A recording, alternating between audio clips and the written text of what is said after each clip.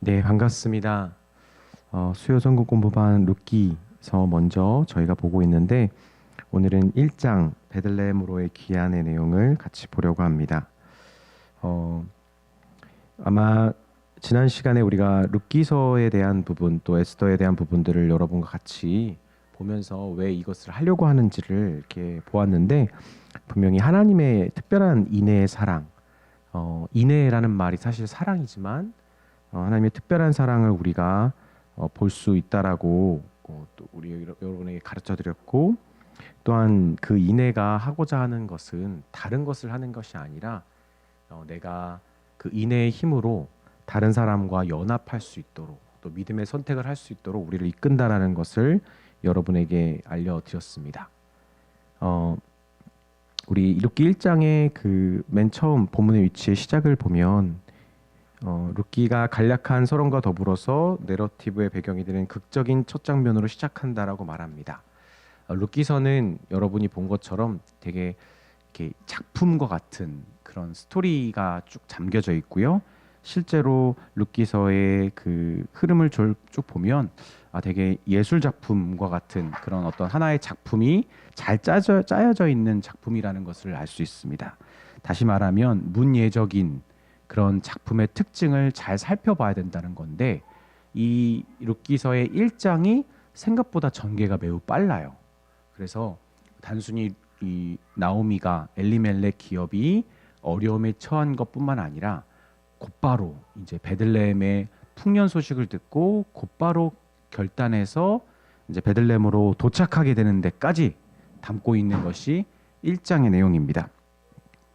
그래서 황폐한 상황에 놓여 있던 나오미가 모압에서 베들레헴으로 돌아갈 결심을 하고 그리고 실제로 베들레헴까지 도착하는 장면까지 이 룻기서가 1장이 다루고 있습니다. 그래서 룻기 1장 여기 큰 그림에 보면 룻기 1장은 나오미의 황폐한 상황을 보여주고 동시에 믿음으로 충만한 며느리 룻과 함께 음식이 충분한 베들레헴으로 돌아오는 과정을 통해 소망의 씨앗을 보여준다라고 우리가 볼 수 있습니다.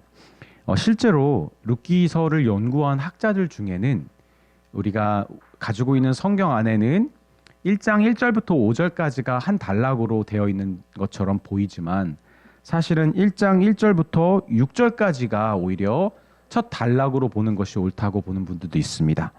그래서 1장 5절까지만 보면 약간 이제 부정적인 내용으로만 끝나지만 6절까지 보면 무언가 희망이 있다라는 것.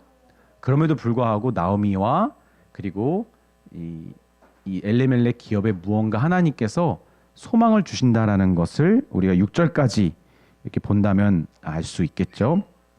그래서 우리 가지고 있는 ESV 여기 성경에 보면 황폐한 상황에서 여기도 이제 일반적인 구조 그 단락처럼 1장 1절부터 5절까지만 되어 있는데 사실은 여러분 학자들 중에는 1장 1절부터 6절까지를 한 단락으로 볼 수 있다라는 것을 좀 참고하셨으면 좋겠습니다.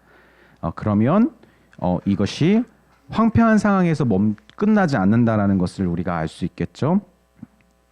그래서 사사 시대에서부터 이어져 온 이 룻기서인데 이 사사 시대에 일어난 일이잖아요.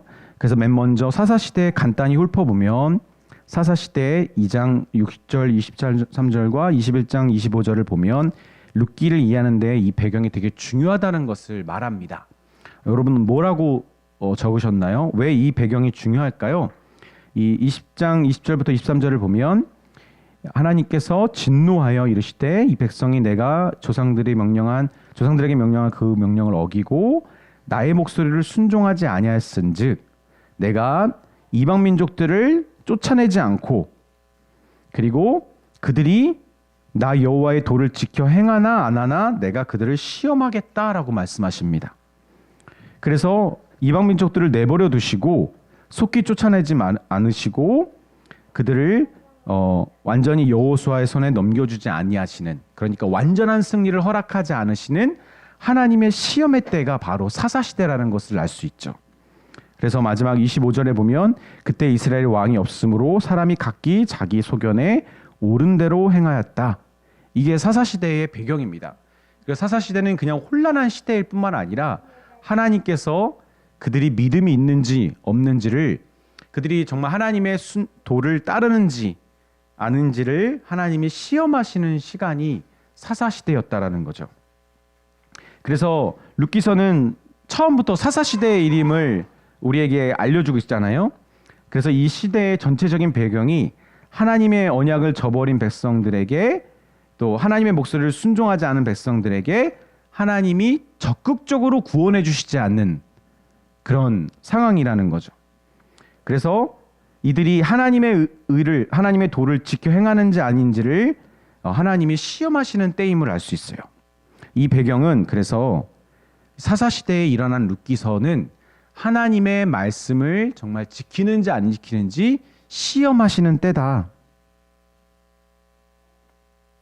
그러니까 룻기의 이야기도 사실은 큰 그림 안에서는 시험했다라는 걸 알 수 있겠죠. 그럼 우리가 추측할 수 있겠죠. 아, 그렇다면 이 룻기의 스토리에 등장하는 등장인물들은 하나님의 마치 시험처럼 너 여기서 믿음의 길을 선택할 것이냐 안 할 것이냐, 이런 갈림길들이 쭉 있다라는 것을 우리가 유추할 수 있겠죠. 실제로 오르바와 룻의 갈림길이 있었고요. 그렇죠? 그리고 보아스와 누구의 갈림길이 있었죠? 기업을 물을 자 1순위자의 그런 갈림길이 있었잖아요. 근데 거기서 하나님께서 이 두 사람의, 양 두 사람의 그 갈림길에서 믿음의 길을 택하는 자들을 축복하시는 것을 우리가 볼 수 있습니다. 그래서 이 엘리멜렉 기업의 이 모압 거주와 이방인 여인들과의 통혼의 문제가 사실은 이 시대에 어두웠던 죄의 문제와 또 연합되어 있죠. 하나님이 분명히 시험하시는 때에 기근으로 인해서 또 모압에 거주하게 되고, 그리고 모압의 여인들을 아내로 맞이하게 되는 그런 하나님의 뜻과는 거리가 먼 선택을 한 엘리멜렉 기업의 상황, 우리가 알 수 있습니다. 그래서 이 시험의 때에 사실은 맨 처음에 엘리멜렉의 기업은 믿음의 선택을 했다고 보기는 좀 어려워요. 모든 이들이 겪어 있는 불행이 다 모압 때문이다는 그렇게 보진 않습니다. 그러나 분명한 건 이 시험의 때에 엘리멜렉 기업은 믿음의 선택을 하지는 못했거든요. 예를 들면 엘리멜렉 하면은 엘리 누구죠? 엘리는 하나님이라는 뜻인데 멜렉은 말락 하면은 왕이잖아요. 하나님은 나의 왕이신 하나님, 이런 좋은 이름을 가지고도 사실은 엘리멜렉은 믿음의 선택을 했다고 보기는 어렵습니다. 근데 이 시험의 때에 참 믿음의 선택을 했던 사람들이 두 명 있었잖아요. 누구죠? 모압 여인, 모압 소녀라고 불리는 룻과 그리고 보아스입니다. 그래서 사사 시대의 이 큰 배경은 이 룻기 역시도 시험의 때를 하나님이 어떻게 통과하는 사람들이 있었는지를 보여주고 있는 큰 그림이 있다라는 것을 우리가 생각할 수 있습니다. 그리고 두 번째, 엘리멜렉은 약속의 땅, 자기의 시족과 성읍의 지파를 영원히 떠날 의도는 결코 없었다. 그래서 기근을 피하고자 단지 거류하거나 잠시 머물 의도였다. 그러니까 무조건 엘리멜렉이 믿음을 저버리고 모압으로 간 것을 다 나쁘게 보지는 않아요. 그렇게까지 부각시킬 필요는 없습니다. 그런데 아마 돌아올 때를 놓치거나 그리고 믿음이 없었던 거겠죠. 냉정하게 말하면 아예 안 가는 게 나았을 수도 있었을 거예요. 그런데 지금 이 룻기 스토리는 그거를 너무 집중하고 있지는 않습니다. 그리고 모압 주민은 룻이 아브라함의 조카였던 룻이 그의 딸 중 하나와 근친상간으로 태어난 후손이었어요. 그리고 모압 사람들은 하나님 백성과 우호적이지 않았습니다. 그래서 어떤 문제가 있었을까요? 드러내고 이것을 문제라고 보진 않지만, 그럼에도 불구하고 모든 불행이 모압 거주 때문은 아니지만 그들이 지켜야 되는 기업의 땅을 두고 나왔잖아요. 그렇죠? 땅 지켜야 되는데 기근으로 인해서 지키지 못했다라는 것. 그리고 모압 여인을 며느리로 맞이한 것도 사실은 불순종 혹은 믿음 없는 그들의 선택이었을 겁니다. 그리고 모압 여인.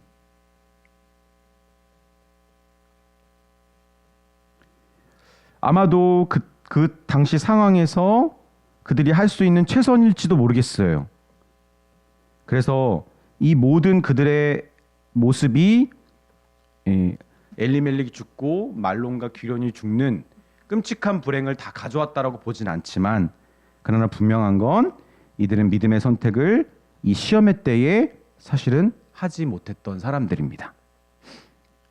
그것을 우리는 볼 수 있습니다. 너무 이 문제를 계속 집요하게 파고들어서 거기에만 우리가 이렇게 갇혀 있을 필요는 없지만, 그러나 이 시험의 때에 역시 엘리멜렉의 집안 역시, 혹은 나오미 역시 이 사사 시대의 사람들과 많이 다르지 않았다라는 것을 우리가 알 수 있고요. 그런데 이런 생각도 해봐요. 나오미의 선택이었을까? 아니면 엘리멜렉의 선택이었을까? 나오미는 사실 원치 않았지만 엘리멜렉이 이제 끌고 갔기 때문에, 혹은 아내로 맞이하는 것을 바랬기 때문에 나오미는 어쩔 수 없이 받아들여야 됐을지도 몰라요. 그건 우리가 확실히 알 수 없습니다. 그런데 분명한 건 나오미는 모압 여인을 받아들일 때 싫다고 그 여인들을 미워하거나 그리고 계속 괴롭히거나 이랬던 어머니가 아니잖아요. 그렇죠? 그것을 그 다음 내용을 우리가 보면서 알 수 있을 것 같습니다. 룻기서론을 보면 나오미는 두 아들과 남편을 죽음으로 위기에 처해서, 우리 몇 번 언급했던 것처럼 그 당시의 여인들이 이렇게 아들이 없으면, 심지어 남편뿐만 아니라 아들까지 없으면, 집안에 남자가 없으면 생계를 이어가는 것 자체가 불가능해집니다. 정상적인 직업이 여성들에게는 없었기 때문에 그렇죠. 그래서 그리고 무엇보다 대를 이을 자녀가 없기 때문에 이 기업이 끊기는, 그래서 모든 기업의 소유를 이제 친족이나 그리고 친족에게 팔리거나 그리고 뺏기는 그런 문제로 이어지죠. 그래서 계대 결혼이라는 것, 형이 자식 없는 경우에 죽은 형수와 결혼해서 자녀를 낳아 형의 이름으로, 이거를 여러분 꼭 기억하세요. 형의 이름으로 그 자녀를 양육하는 것, 그것조차도 지금 불가능하잖아요. 그래서 나오미가 이런 상황에 처했을 때 나오미의 행동이 어땠는가? 여러분 뭘 발견하셨어요? 저는 제일 먼저 8절에 보면 나오미는 며느리들의 선대함을 저는 감사히 여기는 사람이었다라는 것을 봅니다. 두 며느리가 이르되 너희는 각기 너희 어머니 집으로 돌아가라. 너희가 죽은 자들과 나를 선대한 것 같이 여호와께서 너희를 선대하기를 원하며. 여러분, 선대한다는 말이 무슨 말이죠? 후대하다, 선대하다. 다 먼저 선함을 베푼다라는 말이에요. 이렇게 조건적으로 베푸는 게 아니라 아낌없이 먼저 자비를 베풀고 선한 행동을 하는 것을 선대하다, 하대하라고 말하는데, 지금 뭐라고 말하고 있죠? 죽은 자들, 엘리멜렉과 말론과 기럨 둘 다 이 모압 여인들이 잘 섬기고 있었던 거예요. 그리고 그들이 다 죽었지만 그 다음에 남아 있는 이 시어머니까지 선대했다라는 거죠. 두 며느리들이. 근데 선대하더라도 이것을 감사히 여기긴커녕, 야, 모압 여인이 우리 이 하나님의 집안에 시집 왔으면 이 정도는 해야 되는 거 아니야? 이렇게 할 수도 있었는데 어떻게 했죠? 시어머니는 이것을 감사하게 여겼단 말이죠. 저는 이것을 먼저 생각하게 됩니다. 그들은 이 시어머니 나오미는 며느리들의 선대함을 감사히 여긴다. 그리고 이 시어머니가 어떻게 했죠? 베들레헴에 풍년이 들었다고 했을 때 그 소식을 듣고 가지만, 먼저 다 같이 출발했지만 어떻게 해죠? 중간에 멈춰서 뭐라고 말하죠? 안 되겠다, 너희들 돌아가라 라고 말하잖아요. 그러니까 나오미는 현실 감각이 떨어지는 사람도 아니었어요. 아무리 생각해봐도 이 여인들이 베들레헴에 같이 갔을 때 행복할 수 없는 거예요. 너희들도 나처럼 이제 생계수단도 없는 힘없고 연약한 자, 완전히 노출되는 그런 불행한 삶을 너희들까지 그럴 필요는 없다. 너희들 고향에 머물면서 다시 결혼해라. 어차피 남편 죽었으니까, 그게 이스라엘 민족이든 모압 민족이든 분명히 권리가 주어졌을 거예요. 남편이 죽었으니까.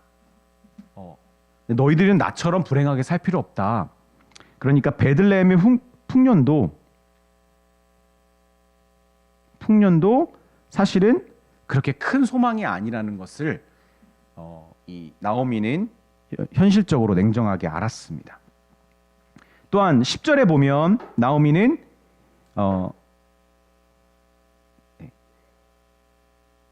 나오미에게 이르되 아니이다 우리는 어머니와 함께 어머니의 백성에게 돌아가겠다라고 했을 때 나오미가 뭐라고 그랬죠? 내 딸들아 그렇지 아니하니라 여호와의 손이 나를 치셨으므로 나는 너희로 말미암아 더욱 마음이 아프도다 하매. 나오미는 지금 자기가 처한 불행이 하나님으로부터 왔음을 인식하고 있었다라는 것을 또 알 수 있겠죠. 하나님으로부터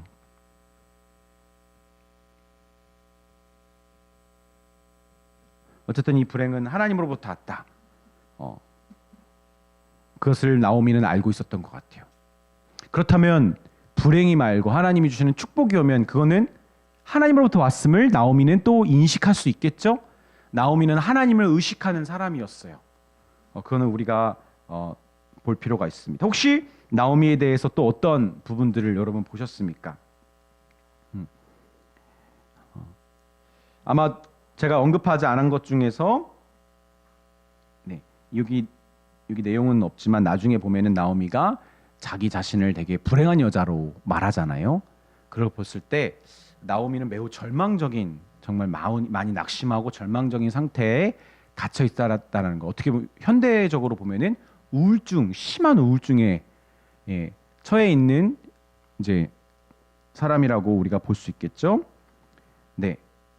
그다음에 오르바는 합리적인 길을 선택해서 고향으로 돌아갔지만 룻은 시어머니를 붙조졌다. 어떻게 보면 1장에서 가장 중요한 단어는 이 다바크라고 하는 붙줬다라는 말입니다. 누가요? 룻이. 그렇죠? 이 오르바는 시어머니에게 키스했지만 그러나 이 룻은 어떻게 했죠? clung to, 딱 붙다 있잖아요. 영어로는 cling to잖아요. cling to, 어머니에게 딱 붙었다. 이것을 히브리어로는 다바크, 그리고 우리가 잘 알고 있는 이제 남자가 부모를 떠나 아내와 합하다, 연합하다라고 할 때 쓰였던 단어입니다. 그러니까 보통 단어가 아니라는 것을 우리는 알 수 있겠죠. 아주 강한 표현입니다. 그래서 롯의 말은 매우 강렬하고 아름다우며 시적인 평행법으로 가득하다. 그 말의 요점이 무엇입니까? 그녀가 롯이 이르되 내가 내게 어머니를 떠나며 어머니를 따르지 말고 돌아가라 강권하지 마옵소서. 어머니가 가시는 곳에 나도 가고 어머니께서 머무시는 곳에 나도 머물겠나이다. 어머니의 백성이 나의 백성이 되고 어머니의 하나님이 나의 하나님이 되시리니. 그리고 여기 뭐라고 돼 있죠? 17절에 만약에 내가 어머니를 떠나면 죽는 일 외에 어머니를 떠나면 여호와께서 내게 벌을 내리시고 더 내리시기를 원하나이다 하는지라. 여러분, 이 룻의 말은 정말 붙줬다, 그리고 연합하다라는 그 의미를 잘 보여주고 있는 거죠. 여러분, 요즘에 이런 붙조짐이 요즘 세대에 저는 흔한 단어가 아니라고 생각합니다. 요즘 세대는 너무 옵션이 많고요.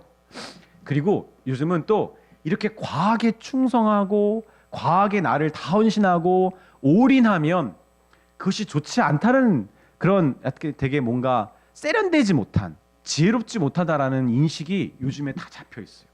그래서 저도 그래요. 저도 옛날에는 너무 막 올인하는 것이 멋져 보였는데 지금은 올인하면 뭐 가정 못 돌보고 뭐 건강 못 챙기고 노후 대책 없고 그런다고 누가 알아주기나 해, 누가 갚아주기나 해. 오히려 그렇게 했다가 더 자기 거 못 챙겨가지고 비판받고 버려지는 그런 케이스들을 자꾸 저희들이 많이 보니까 저희 세대 사람들은 이제 이렇게 올인하는 것을 되게 어리석다라고 봅니다. 근데 여러분, 지금 이 룻이 누구에게 붙잡고 있는 거죠? 나오미에게. 근데 사실 나오미일까요? 여기 뭐라고 되어 있죠? 어머니의 백성이 나의 백성이 되고 어머니의 하나님이 나의 하나님이 되시리니. 그리고 17절에 보면 이게 제일 중요한 표현이겠죠? 어머니를 떠나면 여호와께서 룻은 여호와 하나님을 그리고 여호와 하나님의 백성 이스라엘 백성들을 인식하고 있는 여인이었어요. 자신이 어머니를 택하는 것은 어머니를 택하는 것이 아니라 이 자기가 시집온 이 기업 엘리멜렉 기업을 택하는 것이고 엘리멜렉 기업을 택하는 것은 곧 이스라엘의 하나님 여호와 하나님을 택하는 것임을 룻은 모르지 않았어요. 그러니까 하나님께 붙여진 여인, 하나님이 명령하신 이스라엘의 12지파의 기업을 지키라고 하신 그 명령을 지키는 데 있어서 자신을 올인한 여인이 바로 룻입니다. 우리가 무엇을 배울 수 있을까요? 이 룻의 붙조집은 어떤 일을 했죠? 모든 것의 시작이었어요. 룻이 따라가지 않았더라면 그렇죠? 나오미 혼자 베들레헴으로 갔더라면 아무 일도 일어나지 않았어요. 그런데 이 룻의 붙조즘 하나가 모든 것의 시작이었어요. 어떻게 보면 무모하고 어리석고 그녀뿐만 아니라 나오미에게도 되게 부담스러운 일이에요. 야, 나만의 나의 불행조차도 난 책임질 자신이 없는데 너의 불행까지 내가 책임지랴? 그런데 서로 부담스러운 일이었는데 이 룻의 붙조짐이 모든 것을 시작하게 했고요. 그리고 결국 어떻게 됐죠? 실제로 엘리멜렉 기업이 여호와 하나님의 말씀에 붙여줄 수 있도록, 그렇죠? 불순종하지 않도록 실제로 완전한 붙조짐을 일으킨 게 이 룻의 시작이었습니다. 완전한 붙조짐이 정말 이 룻을 통해 사실은 이루어졌잖아요. 네. 그래서 엘리멜렉이 기업이 끊기기는커녕 어떻게 됐죠? 완전히 하나님께 딱 달라붙어서 심지어 다윗을 배출한 메시아의 가문으로 쓰이게 됐잖아요. 이 룻의 붙여줌 하나가 저는 이렇게 신실하게 모든 것을 버리고 올인하는 그런 신앙, 그런 믿음 저도 보고 싶습니다. 여러분에게 그것을 우리 교회에게 그것을 우리가 다 교회에게 모든 올인을 바치고 해야 된다. 저는 아마 여러분에게 그렇게 말한 적이 별로 없을 거예요. 저조차도 그렇게 말하는 것 자체가 부정적인 내용을 담고 있다는 것을 알고 있기 때문에 사실 붙조짐이라는 그 단어를 여러분에게 올인해라 라고 말하고 싶지는 않아요. 그런데 여러분 주변에 이런 믿음의 사람을 보신 적이 있나요? 최근에 10년 동안?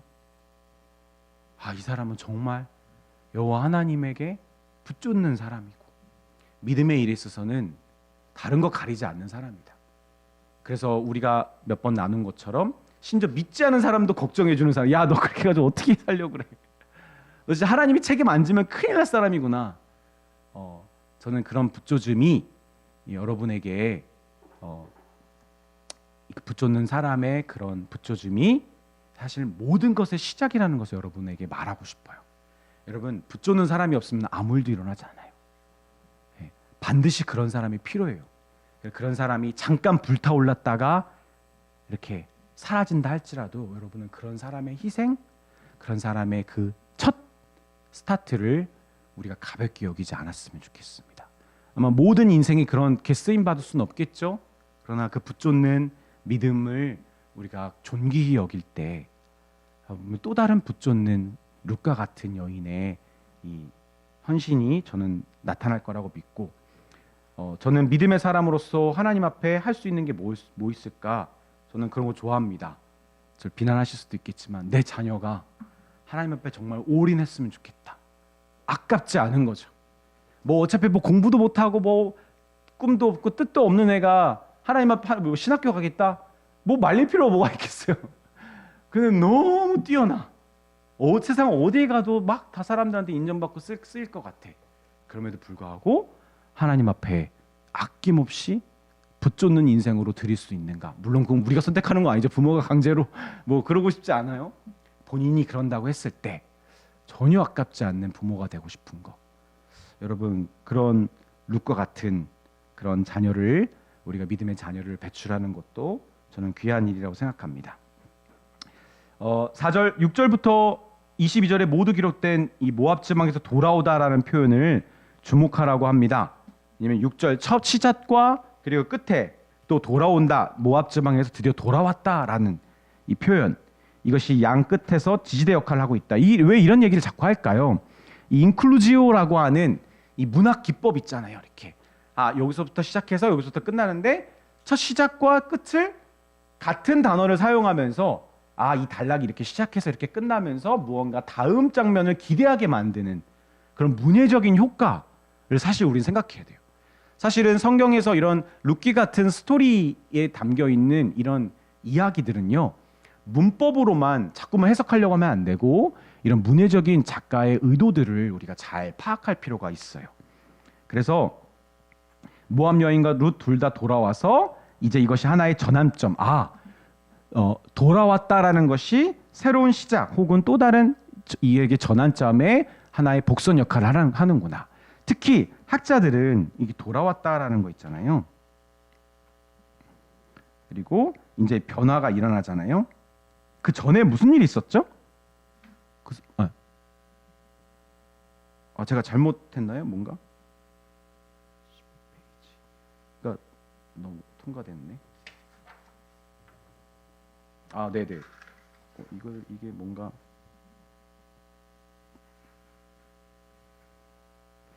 네. 15페이지가 빠져 있는데 어떻게 된 거죠? 네, 실수를 했네요, 제가. 그러면 제가 여기 있는 걸 보고 할게요. 우선 여기 이걸 내용을 마무리하고 할게요. 돌아왔다라고 하지만 사실 돌아오기 전에 어떤 일이 있었죠? 제일 먼저 떠나다. 그렇죠? 이 베들레헴을 떠났잖아요. 성경에서 아브라함도 이렇게 어디를 떠나다, 특히 이 하나님께서 이들이 기근을 통해서 떠나게 하는 장면, 이삭도 아브라함도 떠나게 하는 장면은 꼭 뭔가 불행을 피해서 떠나는 것뿐만 아니라 무언가 믿음의 변화, 어떠한 변화를 일으키시기 위해 하나님이 하시는 일로 봅니다, 학자들은. 그래서 떠났다는 것 자체가 사실은 돌아옴을 예고하는 것이라고 보더라고요. 그것도 여러분 기억하셨으면 좋겠고요. 돌아왔다라고 말하면서 이제 새로운 변화가 이 장에서 일어날 것을 기대하게 만듭니다. 15페이지 보면 나오미는 즐거운이라는 의미, 나의 즐거움, 나의 기쁨이라는 의미이지만 마라라는 쓰라린 자기를 그렇게 불러달라고 베들레헴 여자들에게 말하잖아요. 그때 나오미는 자기의 이름과 자신을 동일시하고 있습니다. 그래서 1장 13절 그리고 19절 22절에서 나오미가 자기의 쓰라림을 하나님의 탓을 돌리고 있는데 왜 그렇죠? 이 여인은 좋게 말하면 하나님과 하나님이 자신의 인생 가운데 일하심을 아주 밀접하게 느끼고 있는 거죠. 이런 거에 대해서 무감각한 사람도 있잖아요. 하나님이 나의 이 이름을 주셨고 나의 지금 삶을 하나님 이렇게 사용하고 계셔. 이런 것들을 아주 밀접하게 느끼는 사람이 있는 반면에 묻어나는 사람도 있겠죠. 그러나 나오미는 그것을 하나님의 탓으로 돌리면서 자기의 인생이 아직 회복되지 않았음을, 베들레헴으로 돌아왔지만 진짜 실제적인 회복은 일어나지 않았음을 말하고 있습니다. 특히 이 신기한 것은 나오미는 단순히 남편이 죽은 것 때문을 넘어 뭐죠? 더 이상 기업을 이을 희망이 사라진 것에 대해서, 그렇죠? 그것에 대해서 가장 절망하고 있는 거죠. 그래서 나오미는 특히 어떤 면에서 그러냐면 남편을 잃은 걸 넘어 기업을 이을 자가 없다라는 것에 대해서 나오미는 절망하고 있습니다.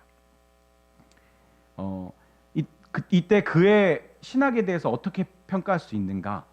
자신의 불행을 하나님의 탓으로 돌리는 것에 대해서 어떻게 평가할 수 있는가? 하나님은 이 운명, 자기에게 처해져 있는 운명을 이 하나님께서 결정하셨다. 그렇게 볼 수도 있겠죠. 나오미가 하나님은 나를 불행한 자로, 마라 같은 쓰라리고 아프고 그런 불행한 자로 나의 인생을 완전히 바꾸셨다라고 결정하는 것 같아요, 그녀가. 그러나 동시에 하나님이 이 일에 대한 키를 쥐고 있음을 그녀가 고백하고 있는 거죠. 여러분, 그것을 좀 기억했으면 좋겠어요. 하나님이 그녀의 인생의 키를 쥐고 계심을, 하나님의 주권을 그녀가 의식하고 있음을 우리가 알 수 있습니다. 또 쓰라린 상태에 있는 나오미가 1장 전체에서 간과하고 있는 듯한 희망은 어떤 것들이 있는가? 이 쓰라린 상태에 있는 나오미가 간과하고 있는 것은 딱 하나죠. 뭐죠? 룻의 부조즘. 룻의 부조즘을 그녀가 간과하고 있죠. 그녀가 나와 이렇게 여호와 하나님을 고백하며 우리 기업과 함께 한다고 해서 어떤 기적이 일어날 수 있을까? 왜냐하면 지금 중요한 건 며느리가 아니잖아요. 예, 아들이 있어야지. 아들이 있어야, 그리고 기업을 물을 자가 있어야 이게 가능한데, 우리가 뒤에 후반에 보면 아니 근데 친족 중에서 누가 해주면 되는 거 아니냐라고 쉽게 얘기할 수 있는데, 이게 계대 결혼만 문제가 되는 게 아니잖아요. 기업을 물으려면 친족 중에서 하면 좋은, 그 형제 중에서 하면 좋은데 형제들은 같은 집안이니까 상관없잖아요. 근데 친족은 기업을 물러주고 아까 어떻게 했죠? 동생이 누구의 이름으로 아들을 길러야 되는 거죠? 형의 이름으로 아들을 기르는 것처럼, 그런 계대 결혼처럼 이 기업을 물으는 제도는요, 이 단순히 내가 이 엘리멜렉 기업을 이어받는 수준이 아니라 이 엘리멜렉 기업을 이어가기 위해 자기의 씨를 그냥 바치는 거나 마찬가지예요. 그래서 기업을 물으는 제도를 친척들이 하고 싶어 할 리가 없는 거예요. 자세히 보면은. 그래서 그녀가, 이 나오미가 이것에 대해서 되게 절망적으로 보고 있는 거죠. 그래서 나오미는 룻의 부조즘을 간과하고 있다. 그녀의 연합을 매우 간과하고 있다. 모압 소녀의 이 보잘것없는 작은 소녀의 부조즘을 간과하고 있다. 대화는 이 내러티브 장면에서 주요 골자를 형성한다. 1장에서 룻이 매우 강한 어조로 말하고 있지만 나오미는 더 만만치 않다. 그럼에도 만일 나오미가 항상 일하시는 하나님의 은혜의 손길에 더욱 민감했다면 어땠을까? 1장에 나오는 다양한 상황에서 나오미가 어떤 말을 할 수 있었을까? 나오미가 하나님에 대해서 은혜의 손길에 더 민감할 수 있었을까? 저는 개인적으로 제가 나오미였다면 저 역시 나오미보다 더 어떤 무언가 소망을 가지기는 쉽지 않았을 것 같아요. 하나님의 은혜로운 손길에 덜 민감했을 거라고 생각하지도 않아요. 이건 저는 여기 글 작가와의 의견이 조금 다른 거죠. 그래서 나오미가 더 이 상황에서 좀 믿음의 말을 할 수 있었을까 보면 어렵지 않았을까. 근데 딱 하나입니다. 딱 하나. 나오미 입장에서 보면 왜 하나님이 하필 이때에 이 며느리들이 더 늦기 전에 베들레헴에 풍년을 허락하셨을까? 그거. 풍년이 일어났다는 것은 베들레헴이 정말 축제가 된다는 거잖아요. 이제 먹을 것이 풍성해지는. 이것이 정말 하나님 혹시 무언가 하나님에 대해서 기대하고 소망할 수 있는 그런 거리를 나오미가 정말 하나님에 대해서 더 민감했다면, 은혜에 민감했다면 그 풍년에 대한 더 강조를 혹은 기대를 할 수 있었지 않았을까. 근데 막상 베들레헴에 왔을 때 그런 축제가 벌어져도 나오미는 그 풍년을 그런 기대로 보지 못했잖아요. 그 부분을 좀 얘기하고 싶습니다. 그런데 이 15페이지 맨 1번을 제가 아까 지나쳤는데, 이 나오미가 자기 이름을 이제 즐거운이라는 의미에서 나를 마라라고 불러달라라고 했을 때에, 여러분 이때 우리가 사실 눈치를 챘어야 되죠. 이 책의 정말 진짜 주인공은 우리 서론에서 본 것처럼 나오미구나. 그럼 나오미의 이름이 정말 다시 원래 나오미로 이름을 돌아올 수 있는가? 그 이야기가 바로 이 룻기서의 전체 내용인 것을 우리가 알 수 있는 거죠. 다시 16페이지로 돌아오겠습니다. 우리는 룻기를 자기의 약속을 따라 자기 백성에 공급해 주시는 하나님의 이야기로 묘사해 왔다. 그렇죠? 이를 다양하게 생각해 보도록 1장은 우리를 어떤 식으로 이끌 수 있는가? 네, 하나님께서 이 나오미를 어떤 식으로 이끌어 가시는가? 나오미의 이 처해 있는 불행과 사사 시대의 그 어둠을 그대로 간직하고 있는 이 엘리멜렉 기업을 하나님이 어떻게 공급하고 이끌어 가시는가? 저는 이 룻기서를 처음 연구를 하게 된 그런 기회가 왔을 때, 그때 이 룻기서를 읽으면서 딱 나오미가 뭘로 보였냐면, 조금 여러분 과한 해석이라고 볼 수도 있겠지만 저는 우리 조국교회 교회가 참 이렇게 이 시대에 아프고 어두운 게 아닌가라는 생각이 들었어요. 근데 하나님은 이 교회가 아프고 교회라는 참 이 아름다운 예수 공동체가 오히려 마라로 불리는 것처럼 우리 교회에 대한 많은 아픔들이 있잖아요. 직접적으로 경험했든 간접적으로 우리가 듣든 보든 아마 여러분도 어느 정도 아실 텐데, 근데 이런 베들레헴의 풍년이 일어나도 기뻐할 수 없는 마라 같은 나오미가 어떻게 소망이 생길 수 있는가라고 볼 때 하나님은 되게 보잘것없어 보이지만 이 모압 소녀 같은 룻과 같은 붙쫓는 믿음의 사람을 통해 그 나오미의 인생을 바꿀, 교회를 변화시킬 그런 일들을 해 나가신다는 거죠. 저는 그래서 믿음의 사람 자신을 하나님 앞에 붙여줌으로 드리는 주님의 교회 공동체 앞에 자기의 인생을 아까워하지 않고 드릴 수 있는 그런 붙쫓는 믿음의 사람이 나타났다는 것만으로도 하나님의 일하심이 시작됐구나라는 것을 저는 알 수 있는 것 같아요. 그래서 1장에 대해서 우리가 거기까지 소망해 볼 수 있는 것 같아요. 분명히 여러 가지 상황은 좋지 않고 베들레헴의 풍년이 일어났다 하지만 여전히 나오미는 변할 수 없는 절망적인 상태고 이미 그녀의 마음은 하나님에게 있어서 많이 낙심해 있고 소망을 잃어버린 상태이구나. 그러나 우리가 아는 것처럼 그녀가 정말 하나님이 그때 하필 그때 베들레헴을 풍년으로 이끄셨고, 그래서 단순히 풍년이 문제가 아니었잖아요. 어떤 이 축제들이 일어났기 때문에 이 사건들이 다 퍼즐이 맞춰지잖아요. 그렇죠? 그리고 하나님은 무엇보다 이 룻과 같이 보통 결심이었으면 나오미가 끝까지 말렸을 텐데 얘는 진짜 나랑 죽으려고 하는구나. 이 정도는 정말 못 말리겠다라고 할 정도의 그 붙조줌으로 나온 룻이 매달렸기 때문에 이 나오미가 어쩔 수 없이 받아들인 거잖아요. 그러니까 그런 붙조줌을 보면서 이건 뭔가 하나님께서 하실 일이 있겠구나라는 것을 우리가 기대하게 되는 이제 1장을 보았습니다.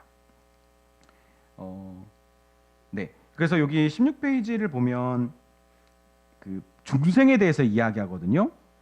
이 룻 안에서 역사하시는 하나님의 중생의 사역에 대해서 이야기하는데 거듭난 자로서 하나님의 백성으로서 자기를 완전히 속하게 되는, 연합하게 되는 모습이 하나님께서 이 모압 여인이지만 사실은 이스라엘 사람들은 모압 사람들은 이스라엘의 총에 들어오지 못한다는 율법이 있었음에도 불구하고 이 모압 여인이 이 강력한 믿음이 거듭남이 그 모든 것들을 뚫고 하나님의 가족의 일원이 되는, 그리고 믿음의 놀라운 역사에 쓰임 받게 되는 그런 일들을 보게 되죠. 그래서 다만 모든 나라에서 죄인을 불러내시는 하나님을 경외하며 설명할 수 없는 은혜의 깊이를 젖게 하신다. 심지어 좀 우리는 이때가 어느 때라고 그랬죠? 하나님이 하나님의 도를, 하나님의 말씀을 지키는지 시험하시는 때라고 했잖아요. 이때가 바로 사사시대가, 룻기가 일어났던 시대가 바로 이때에 오히려 엘리멜렉과 같은 사람이 하나님의 말씀을 지키고 도를 지키는데 앞장서지 않고 오히려 모압 여인과 같은 여자가 이렇게 하나님의 말씀을 지키는데 이렇게 앞장서잖아요. 누가 생각납니까? 유다와 다말. 여러분 이 사건이 아시죠? 여러분 유다는 우리가 아는 것처럼 유다 지파에서 나온 유다입니다. 근데 유다가 자기의 지파를 이어가는데 자기 아들도 죽으니까 적극적이지 않을 때에 다말이, 이 며느리가 시아버지를 속여가지고 결국은 아이를 낳게 되잖아요. 근데 이거에 대해서 우리가 다말을 비난하지만 그럴 수 없습니다, 여러분. 다말도 역시 이 룻보다도 더 먼저 쓰임 받았던 여인이잖아요. 이렇게 이 다말을 정말 믿음의 눈으로 보면 유다보다도 더 하나님의 명령, 이 지파를 지켜가라고 하는 하나님의 명령에 더 순종했던 여인인 겁니다. 이런 부도덕한 방법을 통해서라도. 그래서 다말을 비난할 수 없는 것처럼 하나님은 이럴 때에 이렇게 믿음의 백성으로 불렸던 사람들이 오히려 믿음의 선택을 하지 못하고 있을 때 하나님은 오히려 이방 사람을 통해서, 때로는 정말 이 부도덕한 모습을 통해서 믿음의 선택을 하게 되고 믿음의 길을 갖게 하신다. 이것을 우리가 기억했으면 좋겠습니다. 네, 마지막으로 이 헤세드에 대해서 한번 보고 싶은데, 여러분 헤세드라고 하는 건 신실한 사랑이잖아요. 하나님의 변함없는 신실한 사랑. 그리고 그래서 자기 백성을 향한 하나님의 자비를 말한다. 그리고 하나님은 변함없는 사랑을 통해 자기 백성에 쏟아부시는 하나님이시다. 이것이 바로 이 헤세드의 사랑이 룻기에서는 어떻게 되겠죠? 하나님의 인애의 사랑으로 나타났잖아요. 특별한 하나님의 사랑으로. 이 나오미는 이 하나님의 인애의 사랑을, 헤세드의 사랑을 처음에는 이제 절망했잖아요. 그러나 나오미가 결국 알게 되는 것, 깨닫게 되는 것은 하나님의 헤세드의 사랑이고 하나님의 인애입니다. 하나님은 우리 하나님 백성을 포기하지 않으시고 심지어 모압 여인을 통해서라도 이 당신의 백성들이 믿음의 길을 갖도록 하나님은 도우시고 보호하시고 이끄시는구나.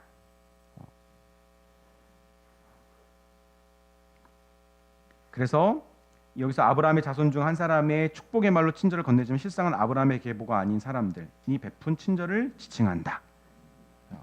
우리는 이 단어를 룻에게서 다시 보게 될 것이다. 사실 룻이 보여주는 이 붙조줌과 바라크와 그리고 신실한 사랑의 모습, 그리고 이제 그녀를 이제 보아스와 같이 유력하고 이제 아주 지혜롭고 뛰어난 남자를 말하는 보아스의 유력한이라는 단어처럼 룻을 이제 나중에 현숙한 여인으로 표현하거든요. 근데 이 룻 안에서 하나님의 인애의 사랑을 이제 나타내는 그런 가장 대표적인 주인공으로 룻을 표현해주고 있는 거죠. 그래서 하나님은 이런 사람들을 통해 당신의 신실하심을 보여주신다. 근데 여기서 중요한 한 가지는 하나님은 룻 혼자만 이런 믿음을, 붙조줌의 믿음을 발휘해서 하나님의 역사를 이뤄내지 않으셨어요. 룻의 붙조줌은 사실은 절반이었어요. 절반짜리. 절반. 네, 다른 무언가가 사실 더 중요한 무언가가 있죠. 그것이 정말 하나님의 믿음의 역사를 이뤄가는데 아주 중요한 역할을 합니다. 저는 이것을 여러분에게 이렇게 미리 얘기해 드리고 싶어요. 룻만으로는 불가능했어요. 그렇죠? 룻의 붙조줌의 믿음은 그것만으로 완벽할 수 없었어요. 하나님이 베푸시는 이 헤세드의 신실한 사랑은 그러면 우리가 룻뿐만 아니라 룻에게 베풀어 주신 보아스와 같은 그런 또 다른 붙조줌으로 우리가 발견하게 될 것입니다. 네, 그래서 아마 좀 처음 어색하실 수도 있었는데 조직신앙 메시지를 보면서 이게 적용하기 위해서 우리가 여러 가지 복음 메시지와 성경신앙 메시지와 조직신앙 메시지 그리고 룻기 1장 전체를 한번 적어보라고 했는데 여러분 어떻게 적으셨는지 모르겠어요. 여기서 복음 메시지를 여러분 발견할 수 있었나요? 네. 그리고 성경이 정말 보여주고자 하는 성경 신학이라고 하는 것은 특히 이 조직 신학은 이제 하나로서 전체적인 주제, 하나님에 대해서, 인간에 대해서, 하나님의 구원에 대해서 이렇게 주제별로 이렇게 묶은 거라면 성경 신학은 성경 전체 스토리 안에서 이제 이야기하는 그것을 말하거든요. 그래서 복음 메시지를 여러분이 어떻게 발견했는가? 복음이라고 말하면 자격 없는 우리에게 하나님이 주시는 은혜의 선물인 믿음을 통해 예수 그리스도를 향한 믿음을 통해 우리가 구원을 받고 그리고 예수 그리스도가 하나님의 아들로서 이 복음, 기쁜 소식을 완성하셨음을 우리가 복음으로 알고 있잖아요. 여러분 이 복음 메시지로 보면 룻기 1장에서 무엇을 발견할 수 있을까요? 네. 모압 여인을 그렇죠? 내 믿음을 하나님은 사용하신 것, 받으신 것, 그렇죠? 모든 믿는 자를 구원하시는 하나님의 능력이 되는 이 복음, 로마서 1장 17절의 말씀처럼 모든 믿는 자, 오직 믿음으로 구원을 이루어내시는 하나님을 우리는 이 복음의 메시지를 우리가 룻을 통해서 발견할 수 있는 것 같습니다. 성경 신학 메시지를 보면 성경 전체가 보여주는 그림은 뭘까요?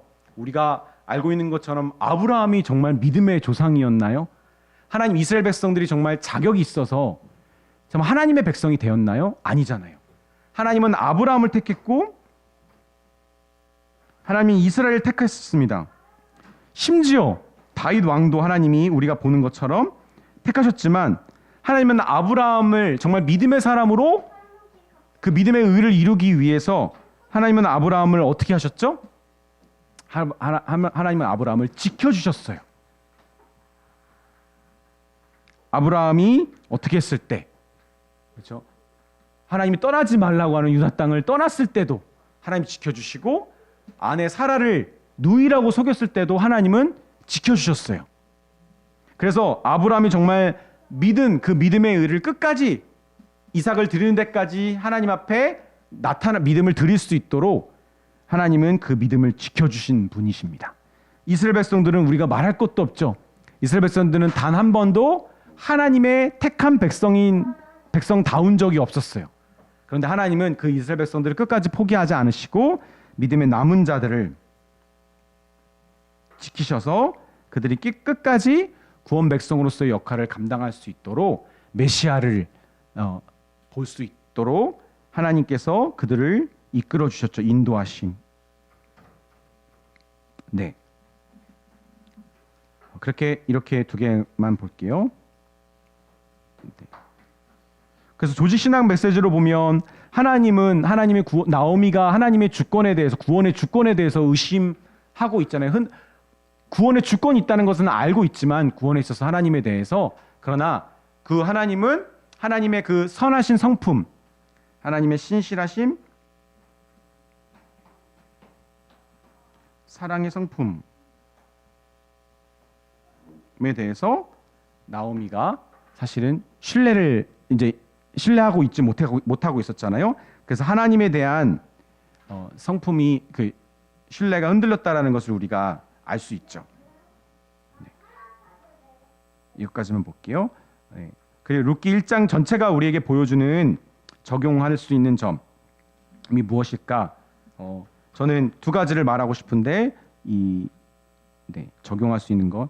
하나님의 신호, 시그널을 놓치지 말자예요. 전 몇 번 경험을 하다 보니까 그런 거 있잖아요. 물론 항상 맞을 수는 없겠죠. 왜 하필 하나님께서 지금 이때에 이 일을 하셨지? 예전에 그냥 지나쳤던 일이 왜 하필 이때 베들레헴에 풍년이 들었지? 하나님의 신호를 놓치지 말자. 죄송해요, 하필이라서. 네. 그 하나님의 어떻게 보면 우리의 인생에 일어나는 우리의 믿음의 공동체 안에서 일어나는 작은 신호를 가볍게 여기지 않는 것. 그리고 무엇보다 룻기 1장에서 보여주는 것, 이 붙쫓는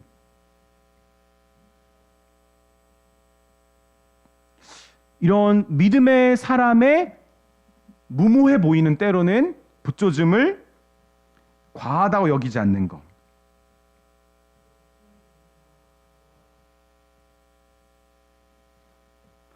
여러분, 변화가 그냥 일어납니까? 아니요. 누군가는 불태워야 돼요, 정말. 누군가는 헌신자들이 일어나야 돼요. 그렇지 않으면 역사가 일어나지 않습니다. 근데 우리는 이제 어중간한 헌신과 어중간한 노력과 믿음으로 무언가 드라마틱한 기적이 일어날 거라는 그런 막연한 기대가 있는데 여러분 그렇지 않습니다. 하나님은 반드시 이런 붙쫓는 사람들을 통해 일을 시작하시고요. 결국 이런 사람들을 통해 시작된 일은 하나님은 결국은 완전한 완성을 이뤄내시는 분입니다. 전 룻기 1장을 통해 이 두 가지를 여러분과 함께 나누고 싶었습니다. 네. 아까 그 15페이지가 좀 빠져가지고 죄송합니다. 우리 같이 기도하고 마치겠습니다. 이 룻기 1장 두 가지가 주는 이 전체적인 우리에게 주는 이 교훈은 하나님이 주시는 시그널을 놓치지 말고 하나님이 일하실 것을 우리가 대비하고 준비하고 소망할 수 있잖아요. 그것을 우리 삶 가운데 우리가 캐치할 수 있도록.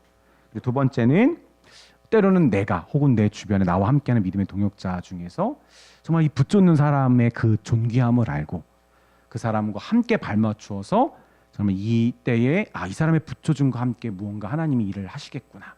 우리가 이것을 놓치지 않는 저희들이 되었으면 좋겠습니다. 잠깐 기도하겠습니다.